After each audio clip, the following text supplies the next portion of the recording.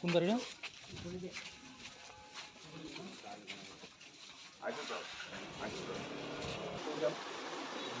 দাদা আমি তো বলে যাবো পেট্রোল শেষ আমি সাংবাদিক নিউজ করে গেছি চলে যাবে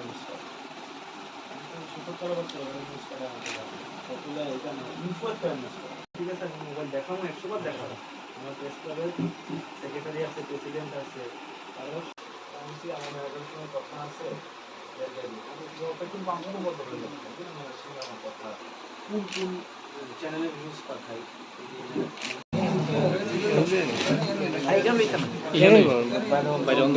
বিস্তারিত শুনলাম। অ্যাকচুয়ালি ঘটনার পর থেকে এখানে আমাদের সঙ্গে আছেন প্রেস ক্লাবের মাননীয় সম্পাদক প্রণব সরকার, আমাদের মেয়র সাহেবও আছেন, আমাদের আরো মিডিয়া বন্ধু রয়েছেন সুরজিৎ বাবু। তো নিতাই দীর্ঘদিন ধরে আমাদের ছোট ভাইয়ের মতোই, আমরা তাকে স্নেহ করি এবং সাংবাদিকতা পেশার সঙ্গে উনি জড়িত রয়েছেন আপনাদের সঙ্গেই, আপনাদের সহযোদ্ধা। তো ঘটনা ঘটার পর আমরা সমস্ত ঘটনার তদন্তক্রমে যা জানতে পারলাম এবং পরবর্তী সময়ে সেই পুলিশ অফিসারকেও প্রশাসনের তরফ থেকে শাস্তি প্রদান করা হয়েছে মাননীয় মুখ্যমন্ত্রীর নির্দেশে। ডিজিপি সাহেব সেটা করেছে। তো স্বাভাবিকভাবেই নিতাইয়ের পাশে আমরা ছিলাম। আগামী দিনেও সাংবাদিক বান্ধব যে সরকার আমরা বরাবরই দাবি করি এই সরকার, কারণ গণতন্ত্রের চতুর্থ স্তম্ভ সাংবাদিক বা আমাদের সংবাদপত্র। তো তাদেরকে যদি আমরা দুর্বল করি বা তাদেরকে যদি পাশে না দাঁড়াই, আমরা কখনোই গণতন্ত্রকে শক্তিশালী করতে পারবো না, আমাদের দেশকে আমাদের রাজ্যকে এগিয়ে নিয়ে যেতে পারবো না।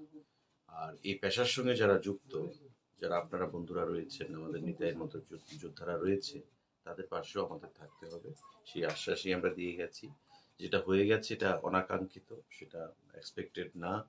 কেন করেছে, কিভাবে করেছে, তার উদ্দেশ্যে সে আলোচনায় না গিয়ে প্রশাসন তার বিরুদ্ধে ব্যবস্থা নিয়েছে যারা এই ঘটনা ঘটিয়েছে। কারণ পুলিশ থেকে যেটা ঘটানো হয়েছে এটা পুলিশের কাছ থেকে আশা করা যায় না, কারণ পুলিশ হচ্ছে সমাজ এবং মানুষের মধ্যে, কারণ মানুষ তো সমাজের বাইরে নয়, কোঅর্ডিনেশন তৈরি করবে তাদের ব্যবহারের মাধ্যমে, তাদের অ্যাকশনের মাধ্যমে।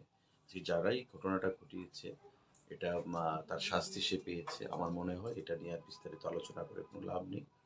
আমরা নিতাইয়ের পাশে রয়েছি, সাংবাদিক বন্ধুদের পাশে রয়েছি এবং আপনারা জানেন যে সাংবাদিকদের উন্নয়নের জন্য, তাদের আর্থিক সামাজিক ব্যবস্থার উন্নয়নের জন্য আমাদের সরকারও, আমাদের প্রাক্তন মুখ্যমন্ত্রী বিপ্লব কুমার দেব থেকে শুরু করে বর্তমান মুখ্যমন্ত্রীও আন্তরিক, এবং আমাদের তথ্য সংস্কৃতি যে দপ্তর সেটাও আমরা আন্তরিকতার সঙ্গে কাজ করে চলেছি।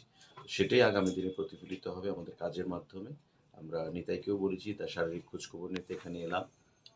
আগামী দিনে যেন তার অসুবিধার সম্মুখীন হতে না হয় সে বিষয়ে আমরা দেখব। এবং আগামী দিনে আপনাদেরকেও আমরা বলছি, সাংবাদিক বন্ধু যারা রয়েছেন, সরকার আপনাদের পাশে রয়েছে, নির্ভীকতার সঙ্গে আপনারা আপনাদের দায়িত্ব পালন করুন। আগের সরকার তারা গণতন্ত্রে বিশ্বাস করত না, তারা একনায়কতন্ত্রে, ডিকটেটরশিপে বিশ্বাস করত। তাদের বিরুদ্ধে সত্যটাকে তুলে ধরার জন্য যারা কথা বলতো তাদের বিরুদ্ধেই তারা প্রশাসনকে লেলিয়ে দিত, নতুবা তাদের ক্যাডারদেরকে লেলিয়ে দিত।